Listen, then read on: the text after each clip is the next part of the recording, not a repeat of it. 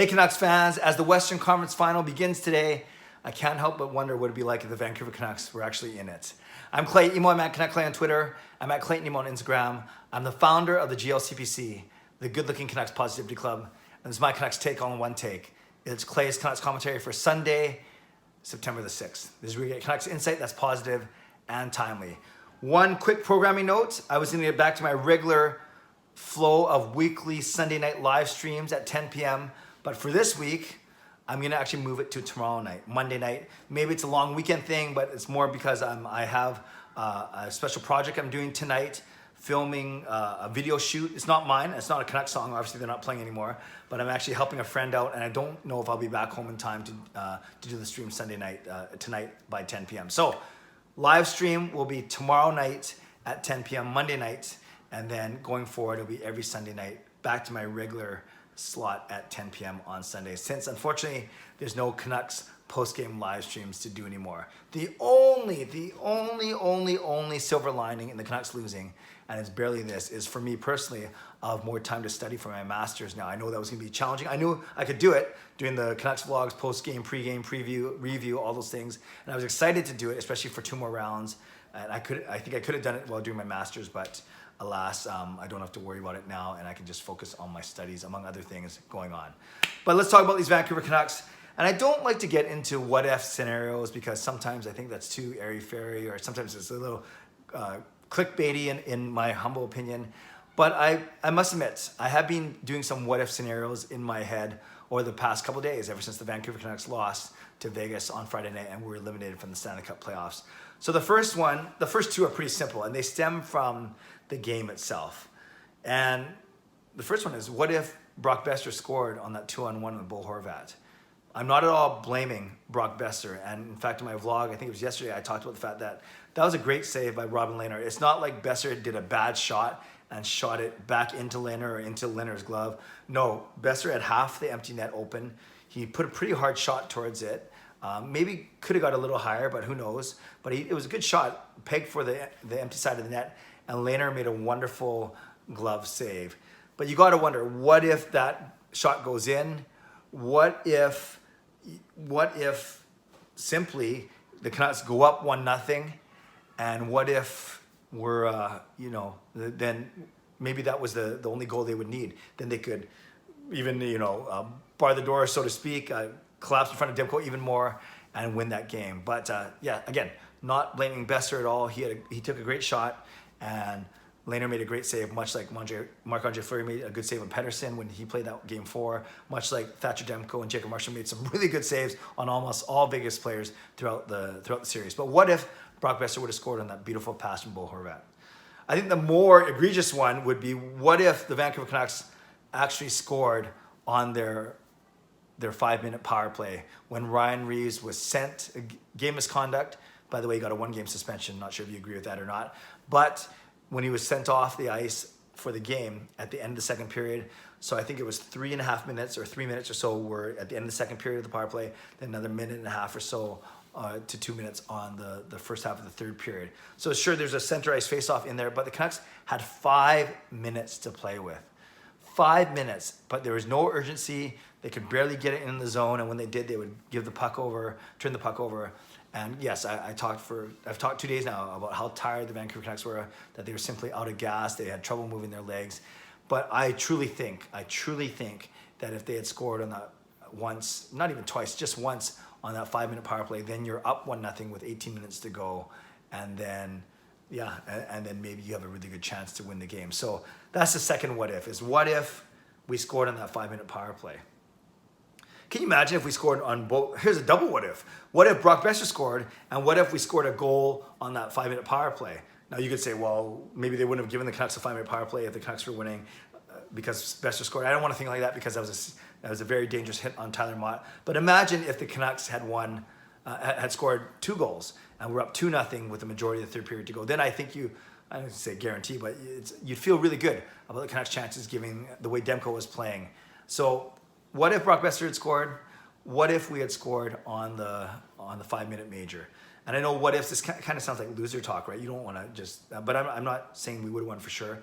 But these are things that you think of when you're so close. The margins of era are razor thin in the playoffs. And you could, yeah, obviously Vegas was the better team. They are the better team, and they deserve probably to win that series when you look at it as a whole.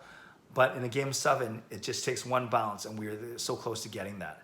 So here's the third what if, and this is the true one that I'm feeling right now as the Dallas Stars and the Vegas Golden Knights start their third round matchup, their Western Conference final. What if the Vancouver Canucks were playing in that Western Conference final? And I asked on Twitter, what sort of chance would you give the Canucks against the Dallas Stars? And I have over 200 votes, and I'm looking to read the numbers right now. And I gave 4 choices. I said, what kind of chance would you give the Canucks against the Stars? Excellent, good, poor, or no chance. Have over 200 votes, and right now it is at 34% of you would say Canucks would have an excellent chance against Dallas, 34%. 55% are saying a good chance. Then 8% saying a poor chance, and only 3% saying no chance. So if you consider good and excellent as obviously, above 50%, that means 34 and 55%. 89% of you are saying that the Canucks would have a good to excellent chance of beating the Stars. 89%. Maybe that's because obviously most of my followers are Canucks fans, but that is really high. 89% saying good to excellent chance. When Dallas beat Colorado earlier in the day, I was so pumped because as much as I think Vancouver versus Colorado would have been a more exciting series, and the storylines wrote themselves, Makar versus Hughes, Rantanen, Landeskog, McKinnon against Pettersson, Horvat, and Miller. There were just so many cool storylines. I like Michael Hutchinson as a goalie. I would be interested to see if we could capitalize on Colorado's goaltending situation. But alas, it wasn't meant to be. But if it was Vancouver-Dallas, there's still some pretty cool storylines there between the Gillardis, the whole ownership mess from a few years ago, well, many years ago. You have now Heiskanen versus Hughes on the back end. And then, the battle of the Ben brothers. So even though Jordy wasn't really playing for us. But yeah, there's still some storylines there. But alas, that didn't happen either. But I do think, and I said right from the very start, you guys remember, those of you that have been following me and watching this channel, I said right from the very start that the two teams I think the Canucks would have a better chance of beating were Dallas and St. Louis. And the two that would have more trouble with were Vegas and Colorado. And we ended up facing 2 of those 4 teams, obviously, because we were in the bottom. Once we won our play-in round, we were in the bottom of those 8. So we're going to have to go through 3 of those 4 teams, barring major upsets. So yeah, we almost had a chance to go St. Louis, who we beat. If we beat Vegas, then we'd have to play Dallas. So we would have to, like I said, take out 3 of those 4 teams on the way to the Stanley Cup final. So what if the Canucks beat Vegas? I agree with you on Twitter. I really like the Canucks' chances against Dallas. I know we lost to them twice in the regular season, but I just thought we matched up well against them. We had more success against Colorado in the regular season. That would be in a back-and-forth series, but I just had a gut feeling that we would do okay against Dallas. But, of course, we don't have to talk about it much more after today. Then the last what if, I'm not going to say what if the Canucks won the Stanley Cup because they'd have to beat Dallas and then they'd have to beat Tampa or the Islanders. I think it's going to be Tampa. I'll get to that in a second. But what if the Canucks actually made it to the third round? They beat Vegas. The interesting thing for me is, would that have reshaped or changed the way that the Canucks are going to approach their offseason? We know that there are many, many decisions to make. There are 10 free agents. 5 of them are UFAs. The big 3 of Markstrom, Toffoli, and Tanev. And then Oscar Fantenberg and Josh Levo are UFAs also. Then RFAs, Stetcher, Virtanen, Gaudette, Tyler Mott, and I'm missing one, but I know there's 10 on the RFA side as well. But Stetcher and Virtanen being the most notable of those. Yeah, Stetcher, Virtanen, Gaudette, Mott, and someone. I think it's McEwen. Anyways, there's 10 guys there that they got to make decisions on. But imagine if the Canucks made it to the third round, and whether or not they won that conference final, would that have changed management, ownership's perception? Because I think if we had beat Vegas and made it to the third round and played a little better, maybe found our legs again, a second wind or whatever, I think that it would have kind of falsely given the Canucks management and ownership a perception that we are closer than we actually are. Because we know we got outplayed by Vegas basically 6 of the 7 games, and they're like the team of now, and we're like the team of the future. They're basically where we want to be in 2 or 3 years. We know we got to beef up our bottom 6, get some more scoring. We know we got to fix mobility on the back end. Rathbone and maybe more Rathbone will help with that, but it's just one guy, and that he might be a year or two away. So we know those are two big glaring needs: is beefing up our D and beefing up our bottom six. But imagine if we were in the third round, you might say, well, we're a top 4 team in the league. You'd hope that ownership would be kind of have more foresight than that, but you never know.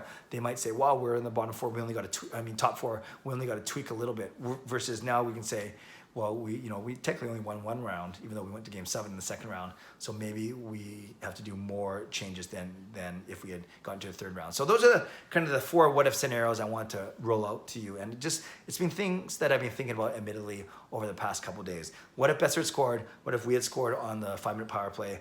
What if we had beaten Vegas, and what kind of chance would we have against Dallas?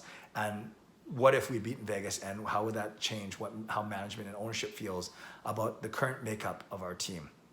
So Canucks fans, I would love to know if you have thought of any of those what if scenarios, and tell me what you think about any of those, and especially maybe what kind of chance would you give us against the Dallas Stars? Okay, I'll end off with this, my predictions. My predictions have been pretty bad. In the play-in round, I went 2 for 8, which is really bad. And then I was basically the exact same percentage ratio in the second round. I only went 1 for 4. I only got Tampa right. I had I had Vancouver winning, I had Colorado winning, I had the Flyers winning. So if you're gonna bet, basically take whatever I'm gonna say now and do the exact opposite. I am picking Vegas to come out of the West. I have a respect for them for watching them for the past 2 weeks. And I think they're deeper and more balanced than Dallas. And they're gonna get really good goaltending. So I'm gonna say Vegas in 6 over the Dallas Stars. And then in the East, Tampa, as you know, is my 3rd favorite team behind Vancouver and Winnipeg. I was going to say Tampa in 5, but that seems quite aggressive or optimistic. So I'm actually going to say in 6 as well. So I have Tampa in 6 over the Islanders, and I have Vegas in 6 over Dallas. So both series going to 6 games. And the last thing I was going to say is, given that, are you going to cheer for Vegas, or are you going to cheer against Vegas? Or are you neutral? Because if you cheer for Vegas to go on and win the Stanley Cup, and then you can say, oh, the Canucks lost to the Cup winners. I personally don't believe in any of that. But I'm not, at the same time, I'm not cheering against Vegas because they beat Vancouver either, because I didn't think they're particularly dirty, except for the Reeves hit. They worked hard, they tried hard, and they're a good team. So I'm actually not rooting for or against Vegas. The only stake I have in it is a couple hockey pools that I'm in it. So I guess that's my other question is, are you going to cheer for or against Vegas going forward? So don't forget, no live stream tonight. I'm going to do it tomorrow night, Monday night at 10 p.m. But I love your feedback on everything I talked about today, the what if scenarios, and are you going to be cheering for or against Vegas? Thanks for watching. Subscribe if you'd like to. Like this video if you'd like to. Stay safe, stay healthy, take care of yourselves, and take care of each other. God bless, and go Canucks go.